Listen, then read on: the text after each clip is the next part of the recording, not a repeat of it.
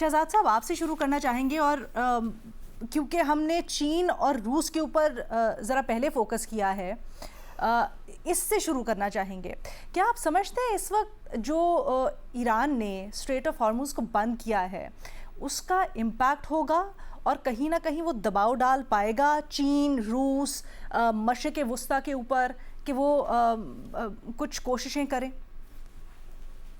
बहुत शुक्रिया अलीना। अलीना, इम्पैक्ट तो है, जाहिर सी बात है। स्ट्रेट ऑफ हॉर्मुज़ से तकरीबन 20% आपकी ऑयल सप्लाई होती है, चाइना तक जाती है, south Asia, middle eastern countries का ये एक बड़ा इंपॉर्टेंट राउट है। लेकिन मुझे नहीं लगता कि बहुत ज्यादा इस वक्त आलमी दबाव जो है वो काम आएगा। अगर आना होता तो शायद पहले आ चुका होता। मुझे नहीं पता कितनी संजीदगी से रूस या चाइना जो है वो पुश करेंगे, और ईरान को पुश करने का तो फायदा नहीं है क्योंकि इस वक्त ऑब्वियसली जो जंग है वो इसराइल और अमेरिका ने शुरू की है और ईरान इसका जवाब दे रहा है स्ट्रेट ऑफ हॉर्मुज़ को बंद करके या जो गल्फ कंट्रीज हैं उन पर अटैक करके। तो इस वक्त तो मुझे तो सिचुएशन बड़ी ब्लीक नजर आ रही है। आई डोंट नो इसका क्या रेजोल्यूशन होगा, कब तक ये जंग जारी रहेगी।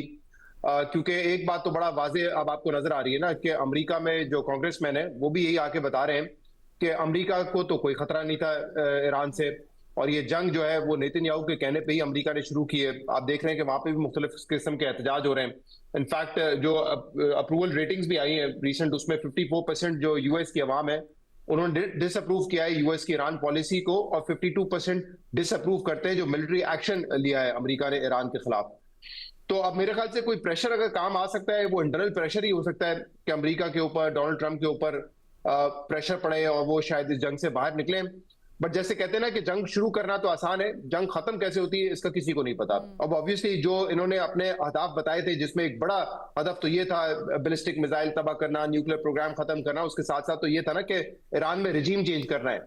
अब वो रिजीम चेंज तो फौरी तौर पर उसके कोई इम्कानात नजर नहीं आ रहे। ऐसा नहीं है कि आयतुल्लाह अली खमेनी को जो है मारने के बाद, उनको शहीद करने के बाद ऐसा नहीं हुआ है कि वहां पे कोई नई रिजीम या कोई प्रोटेस्ट शुरू हो गए हो इस मौजूदा रिजीम के खिलाफ।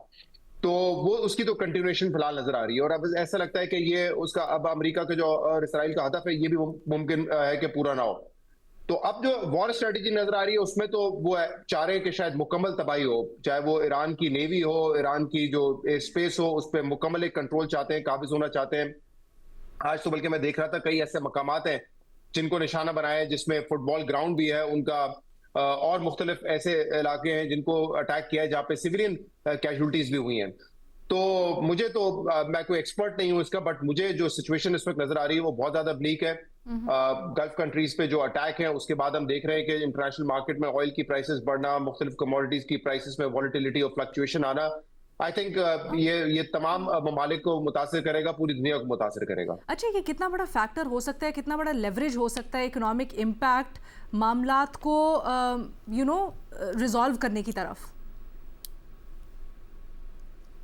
कौन सा मामला? इकोनॉमिक इम्पैक्ट या इकोनॉमिक इम्पैक्ट इसका शदीद होने का जो लेवरेज है या फिर जो बर्डन है वो कितना बड़ा लेवरेज हो सकता है पूरी दुनिया के लिए इस मामले को जल्दी से रिजॉल्व करने? क्योंकि रिपोर्ट्स ऐसी भी आ रही है ना शहजाद कि अमेरिका के पास ज़खायर हैं, उसको इस वक्त इतनी कुछ महीनों तक के लिए टेंशन नहीं है, फिर जीसीसी भी उस तरह से शायद इतना शॉर्ट टर्म में मुतासर नहीं होगा। सो चीन और रूस सबसे ज़्यादा इम्पैक्ट होगा जो अमेरिका करना चाहता है।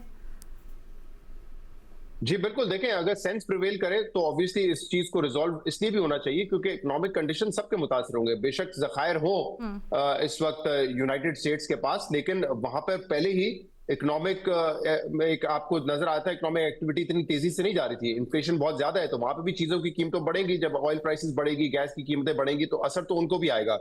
और इस वक्त आई एम श्योर आपके भी इतने जानने वाले होंगे अमेरिका में, आप किसी को भी कॉल उठा के पूछ लें, कोई इससे मुतमईन नहीं है, कोई खुश नहीं है। मैंने जो अभी आपको डिसअप्रूवल रेटिंग बताई, मुझे तो लगता है कि बहुत ही कंजर्वेटिव है, क्योंकि इस वक्त हर बंदा जो बैठा हुआ है अमेरिका में भी, वो नहीं ये फील कर रहा था, थ्रेटन नहीं फील कर रहा था कि किसी दिन भी इसराइल, ईरान जो है वो आकर हम पे अटैक कर देगा या हमें मुतासिर कर सकता है। उनको जाहिर सी बात है अपना जो माश है वो ज्यादा इस वक्त अजीज है और उनके लिए प्रॉब्लम्स बढ़ेंगी, उनको पता है। लेकिन आपको पता है कि जब वॉर इकोनॉमी एक पैरेलल चीज है, उससे एक आम आदमी की जिंदगी तो मुतासिर होती है, बट इकोनॉमीज और ये जो लॉबीज होते हैं ये उससे बड़ा फायदा उठाते हैं। तो इस वक्त भी आपने देखा है कि पेंटागन में बुला के कहा जा रहा है कॉन्ट्रैक्टर्स को कि जो अपनी प्रोडक्शन है असली की वो तेज करें। पता नहीं वो अमेरिका को चाहिए या अमेरिका बेचना चाहता है जीसीसी कंट्रीज को जिनको अपने दिफा के लिए चाहिए। क्योंकि जो खबरें चल रही हैं कि एक ड्रोन जो है उसकी कीमत $20,000 है, लेकिन एक इंटरसेप्टर जो है उसकी जो कॉस्ट है वो hundreds and thousands of dollars में जाती है। तो हो सकता है वो उनके लिए करो। तो वॉर इकोनॉमी मेरे ख्याल से वो इससे फ्लरिश जरूर करेगी, लेकिन एक आम आदमी को बड़ा बुरा असर पड़ेगा और मुख्तलिफ इकोनॉमीज को भी बड़ा असर पड़ेगा। Pakistan being obviously one of the countries जो कि बड़ी तादाद में गैस और ऑयल इंपोर्ट करता है, हम इसके मुतासरीन में से होंगे। ठीक है, भट्टी साहब आपकी क्या राय है? मैडम शेख, सबसे पहले तो मार्को रूबियो साहब ने एक ब्रीफिंग दी कांग्रेस को, सेनेटर्स को, और वहाँ जो एक 3 बातें बड़ी इम्पॉर्टेंट हुई सेनेटर्स ने की। पहली बात कि आप जिनको आज़ाद कराने के लिए निकले थे, यानी ये एक इस बिला जवाज़ जो जंग मुसल्लत की गई है ईरान पर, इसका एक ढिंडोरा पीटा जा रहा था कि पूरी ईरानी कौम कहीं यरगमाल बनी हुई है और ईरान चंद हाथों में है और इनको हम छुड़वा कर पूरी ईरानी कौम को हम आज़ादी दिलवाएंगे। तो वहाँ पूछा गया कि आप जिनको आज़ाद कराने के लिए निकले थे वो क्यों नहीं बाहर निकल रहे? आपको तो बड़ी तवक्को थी कि वो बाहर निकलेंगे, सड़कों पर आ जाएंगे और अमेरिका जिंदाबाद के नारे मारेंगे। और फिर वहाँ सवाल ये पूछा गया कि आप कह रहे हैं कि सुप्रीम लीडर जा चुके, आप कह रहे हैं कि 80% क़यादत जा चुकी, तो उसके बाद क्यों इकट्ठे हैं? वो कौन है लीड कर रहा जो उनको, और कौन है जो उनको आगे चला रहा, और आप क्यों इसमें आपका होमवर्क मुकम्मल नहीं था, और आपको क्यों ये इंटेलिजेंस फेलियर हुआ आपका? और वहाँ ये भी बात हुई मार्को रूबियो की ब्रीफिंग के बाद और उनकी फ़ौजी क़यादत की ब्रीफिंग के बाद सेनेटर्स ने यह भी कहा कि हमें इस ब्रीफिंग को सुनकर तो हम खौफजदा हैं कि कहीं वहाँ ज़मीनी फ़ौज ना उतारनी पड़े अमेरिका को। अगर उतार दी गई तो क्या बनेगा?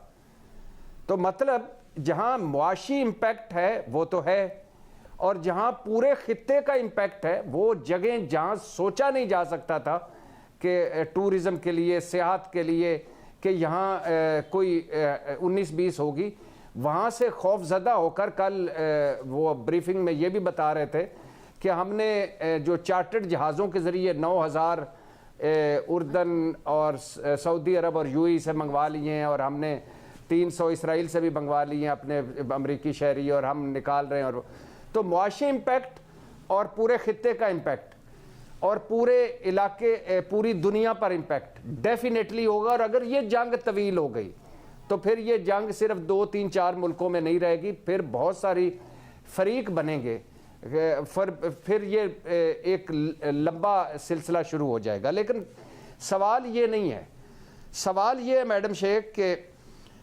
5,000 जो है बम वो गिरा दिए गए हैं।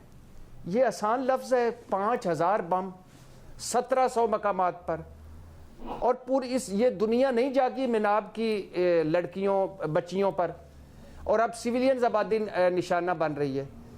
और एक मुल्क पर बिला जवाज़ चढ़ाई, एक मुल्क पर बिला जवाज़ जंग मुसल्लत कर दी गई, और एक मुल्क को खंडर बनाया जा रहा है, कब्रिस्तान बनाया जा रहा है, बच्चे बूढ़े ख़वातीन मारी जा रही हैं, इंसानियत का कत्ल, और वो भी बिला जवाज़। कहाँ ये दुनिया? वैसे मैं तो हैरान रह गया हूँ। अभी आपका सवाल था कि क्या चीन और दीगर इलाकाई आलमी ताकतें तनाज़े को बड़े इलाकाई बहरान में बदलने से बचा सकेंगी? तो कहाँ है वो इलाकाई ताकतें और आलमी ताकतें? कोई इलाकाई ताकतें नहीं हैं। अगर ग्राउंड पे देखे जाए तो इस इलाके की इलाकाई ताकत इसराइल है और आलमी ताकत अमेरिका है, ठीक है, बाकी सब होम्योपैथिक काम है। और दूसरी बात मैडम शेख कि आप मुझे बताएं, बार बार एक सवाल पूछा जा रहा है, और वो भी उन सेनेटर्स में जो इस जंग के हक में नहीं, उन्होंने भी पूछा मार्को रूबियो से कि हम जंग कर क्यों रहे हैं, किस मकसद के लिए कर रहे हैं? और ट्रंप साहब को कहना पड़ा प्रेस के सामने और कि नहीं, मुझे इसराइल ने मजबूर नहीं किया, मैंने इसराइल को मजबूर किया।